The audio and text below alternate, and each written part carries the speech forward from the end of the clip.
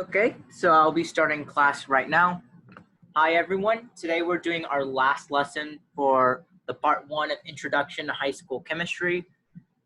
We're going to talk, this is our second review lesson, and we're going to review the periodic tables and chemical equations in this class. So for last week's homework, you guys did pretty well. The class range was a 4 to 6 out of 6. That's awesome. Problems were a little on the easier side, so the range was kind of good for that. And this class would be the last lesson for Introduction to High School Chemistry Part 1. And I will continue with a Part 2 of this class due to the high interest level, but I'll take a 1-week break in between. So I'll continue with the Part 2 and we'll discuss more concepts like stoichiometry and analyzing chemical reactions further. And we're going to start the first class on September 15th. It's going to be on Tuesdays. And I think the time would probably be the same time as here, a 45-minute lecture each week. And we're going to have the same style. So today, we're going to review the periodic table. And then we're going to go back to chemical equations, because to understand chemical equations, that's very important in stoichiometry, which we'll do in Part 2. And then molar mass, which is also very important for stoichiometry. So we're reviewing these concepts so we can reinforce our skills, and this would help us for the next Part 2, as we tackle harder chemistry problems. So let's start off with periodic table. So in the 1860s, there is this Russian chemist called Dmitry Mendeleev, and he had a dream about organizing all of the elements by their masses, such that each vertical column shares similar properties. Back then, they didn't know too much about chemistry or the elements, but they realized that some elements share similar properties, and they wanted to organize it. But he had a dream of a way of organizing the periodic table, and then when he woke up, he wrote it down, and it's pretty similar to the current periodic table we have today. He ordered it by the atomic mass, and he realized that they shared similar properties. Today, our current periodic table is ordered by atomic number. Remember, that's Z, which is the same as the number of protons. So we order our elements by the number of protons. It's slightly different. There's like 1 or 2 elements swapped from Dimitri's periodic table with atomic masses.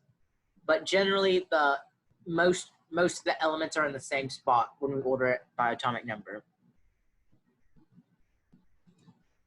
So as you can see, this is a periodic table. They're color-coded because they share similar properties. For example, the green ones, which I'll color in green, like these elements, if you look down here, it says alkali earth. So they all share similar properties, and that's how Dmitry organized them. So these compounds, the green ones that I just highlighted, they're like very reactive with water and they explode. And we'll talk about that a little more later.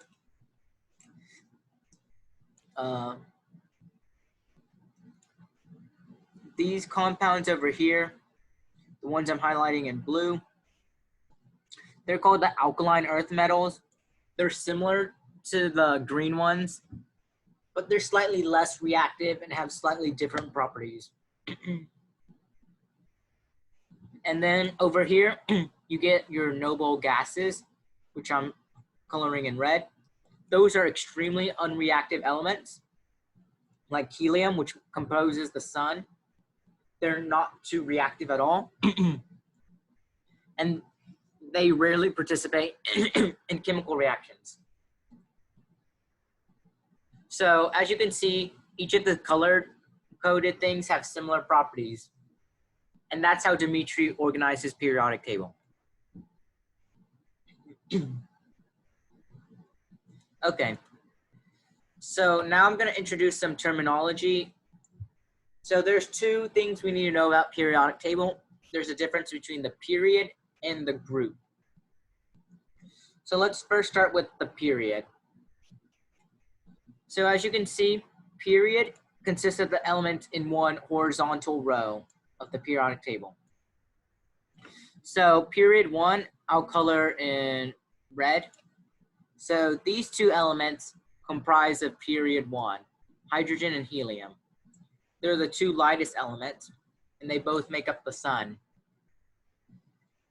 And then period 2, I'll highlight in yellow. So all of these elements are in period 2.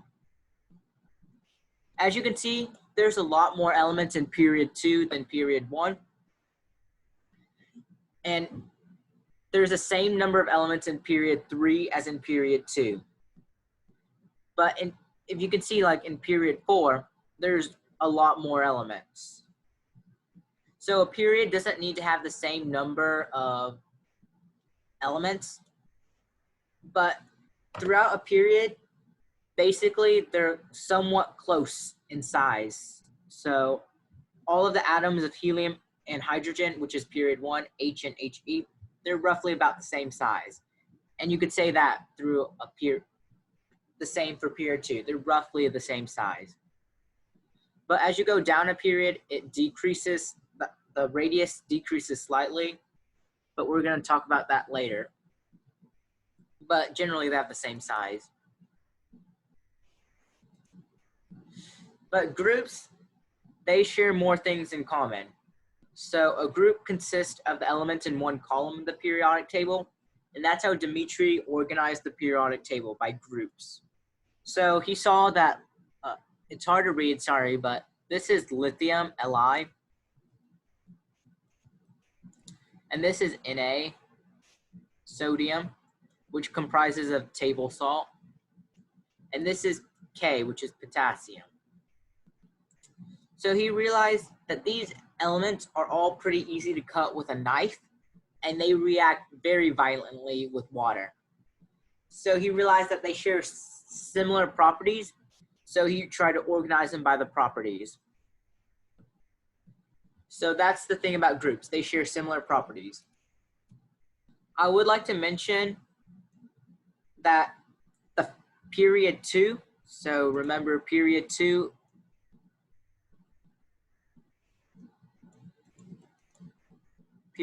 elements, which is this period, it contains these two elements and these elements.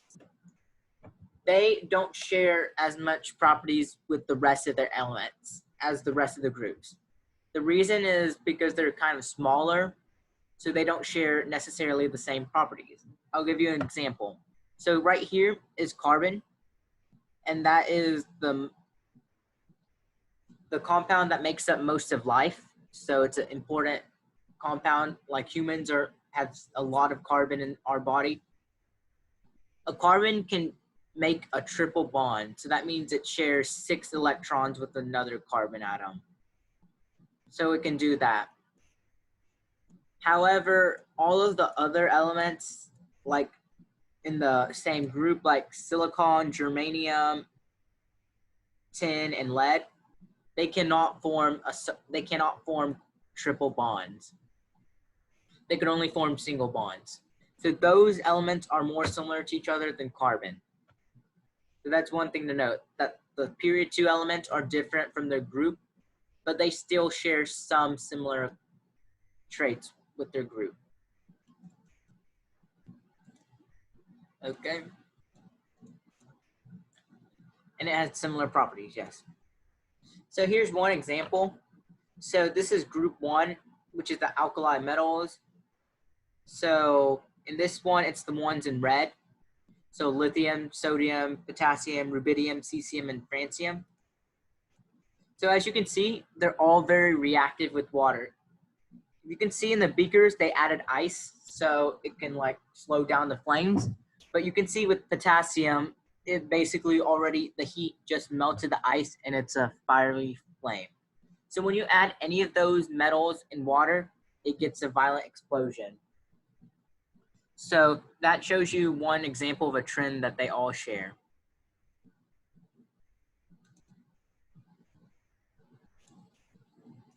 Okay, sorry about that. So recap, elements in the same period or the horizontal rows don't share similar properties, but they do share similar size. And elements in the same group share similar properties, chemical properties, like in the last slide, alkaline metals react with water and explode. So now we're gonna review metals, metalloids, and nonmetals. So metals are usually shiny solids and conduct electricity. So aluminum, for example, is a common metal. Gold, silver, those are all, and copper, iron. They're all pretty shiny and they conduct electricity very well. Nonmetals are the total opposite. They don't conduct electricity at all. So basically a good example is helium gas. So gases tend to not conduct electricity at all. In fact, most nonmetals are gases. And then there's another group of elements that are in between metals and nonmetals. They're called metalloids. They contain both metallic and non-metallic properties. So they're okay conductors of electricity. They're poor at like room temperature, but if you increase the temperature, they get much better at conducting electricity. A common example of that is silicon or germanium, which are common electronic materials. So they're kind of useful in electronic material because of the circuits. So that's what they're used for. So as you can see in this chart, most elements are metals. As you can see, there's the metalloid staircase right here. I'm gonna color in pink. That's the line between metals and non-metals. There's only a few metalloids, and all of these blue ones are usually gases. So that's the non-metals. Now, here's gonna be our first question. Please PM me in the chat when you have the answer. So I'm asking, are these elements metals, metalloids, or non-metals? This is a good exercise to look at the elements of a periodic table. So how about Se, selenium? When you got the answer, please type it in the chat.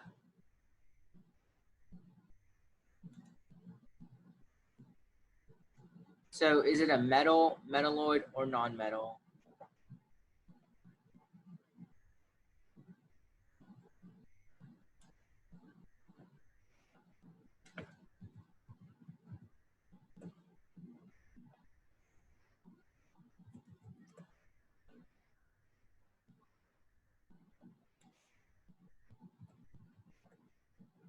Okay.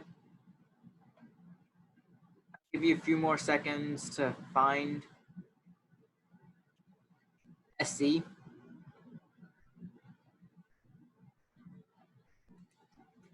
Okay, so if you couldn't see, Se is right here.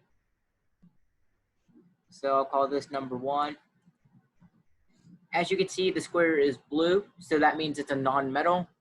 And yeah, so the correct answer is non-metal. How about this one? Cs, cesium. So when you have it, try to message me.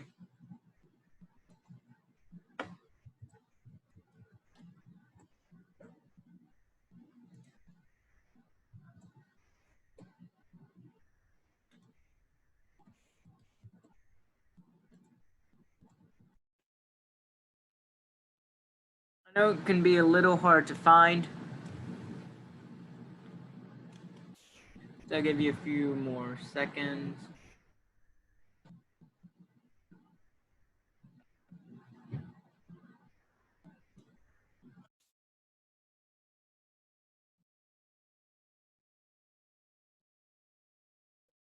Okay, so one thing I'll try to not do is pick elements like down here. like these elements, because they're kind of hard to find.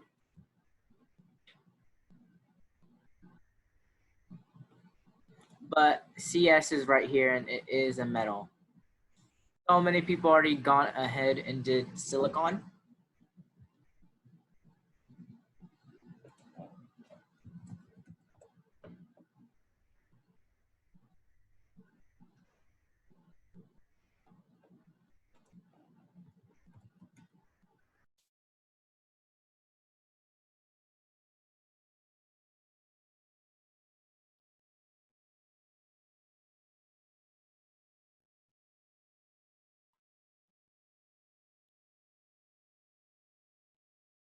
I do know that this periodic table is kind of outdated. They actually did rename all of these here down, but you rarely see those elements anyways, and it's usually just manufactured in the lab just so we can have so we can finish our row in the periodic table. But yeah, silicon, it's right here. It's yellow, so it is metalloid. So that's one of the important metals for technology. How about the last one, Br? I'll clear the screen so everyone can see better.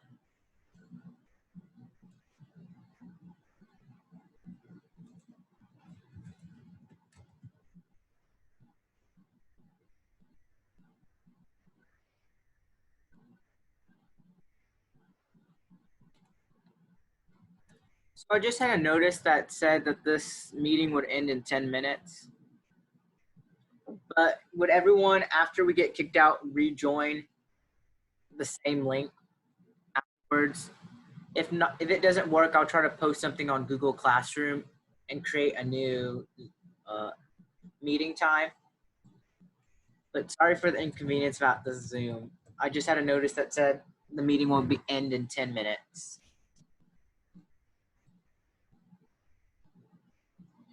Yeah, Br is right here, and it is bromine.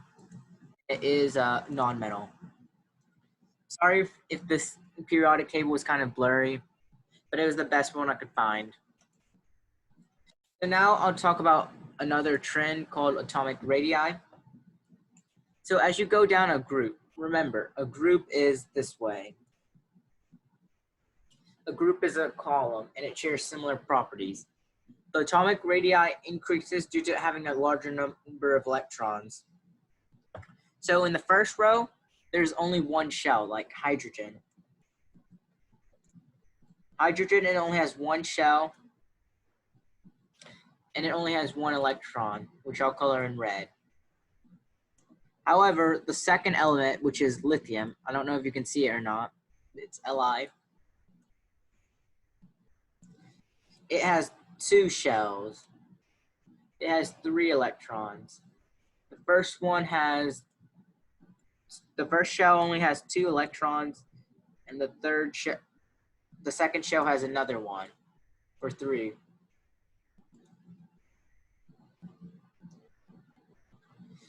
I had a question that says lithium is element 3, not 2. That is true. Lithium is the third element, but I was talking about number of shells of electron.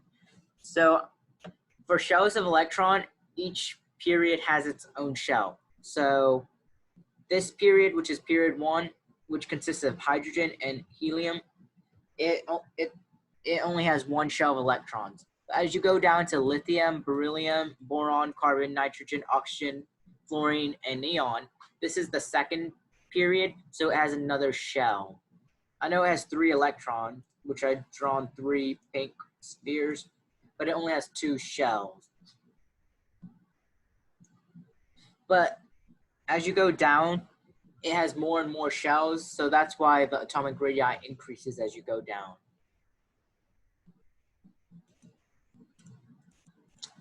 But a weird trend happens when you go across the row. The atomic radii actually decreases, but that's due to, since each period has the same number of shells, like This period has 1 shell. This period has 2 shells. This period has 3 shells. So they occupy basically the same amount of space, but like neon has 10 protons and lithium only has 3 protons. So they occupy generally the same amount of space, but there's more protons in neon, so it's going to attract the electrons more. And it's going to push it in and make it much smaller. So that's why as you go across a period or a row, the atomic radii decreases. And that's what the effective nuclear charge means. It means more protons. More positive charge, which I'll abbreviate here. So that's how it works. So that was our review about periodic table. I'm looking at the meeting time and we have 5 minutes and 40 seconds. So let's see how much we can get through and then I'll try to re-jump into this Zoom meeting. So it's about understanding chemical equations. So this is an important part for part 2 of this class if you guys want to take that. So we're going to understand what chemical symbols mean and how to interpret them. So a chemical equation is a symbolic representation of a chemical reaction in terms of chemical formulas. So that means, for example, the reaction of lithium metal into water has the chemical equation this, which is 2 lithium plus 2 times water yields 2 lithium hydroxide plus H2. So as you can see, there's a symbolic representation of elements on both sides. Like Li stands for lithium, H2O stands for water, LiOH, that stands for lithium hydroxide, and H2 stands for hydrogen gas. So that's this reaction we saw earlier where we put lithium metal into water and we saw it explode. This reaction helps chemists understand what exactly is happening and why it explodes.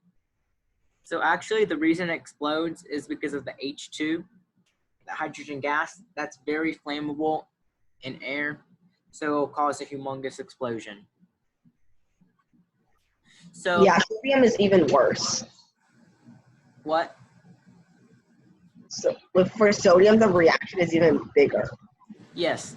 As you go down that period, they get a lot bigger. So lithium is small in comparison to sodium, potassium, and then as you go down, it gets bigger and bigger and bigger. But you can also increase the explosion rate by adding a larger chunk of lithium or larger chunk of sodium. That would also increase the explosion rate. So so this is reactants. So I color coded it in red.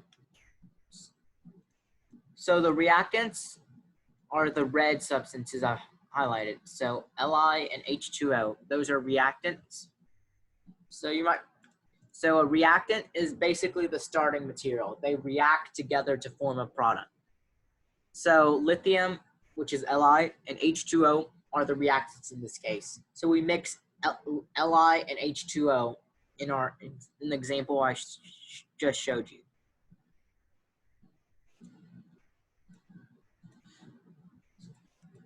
And then the arrow, which is the orange arrow right here,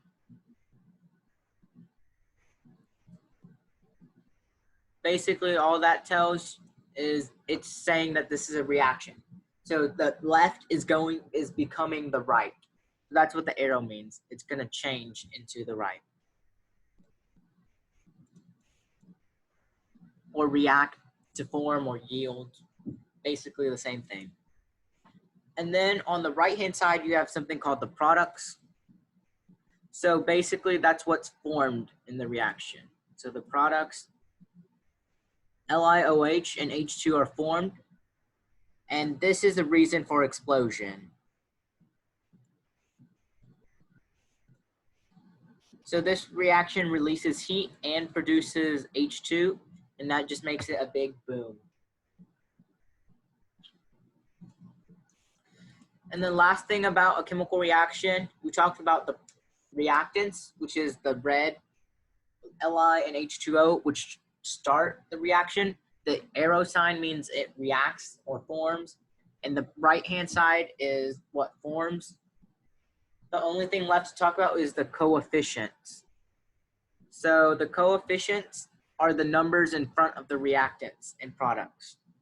So they tell us the number of molecules needed in the reaction. So basically, the 2 in front says we need 2 molecules of this, of Li, 2 molecules of H2O, 2 molecules of LiOH, and 1 molecule of H2. So that's the relative proportion, as to speak. So we could do 2 to 1. So if we had 4 molecules of Li, we need 4 H2O, 4 OH, and 2. How can we do it? Since we know this is times 2, we can do a ratio, and we know that every other one will be double as well. So basically, the coefficients give us the ratio between the products. And if there's not a number, it's implied to be a 1.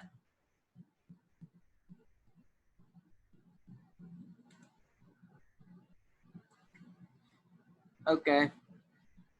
It's less than 1 minute. I'll try to see if I could re-jump in and if it would work. If not, I'll create a Zoom link and I'll post that on Google Classroom and we can continue with our class immediately. So sorry about this technical error, this technical issue today of Zoom only allowing 30 minutes, but see you later.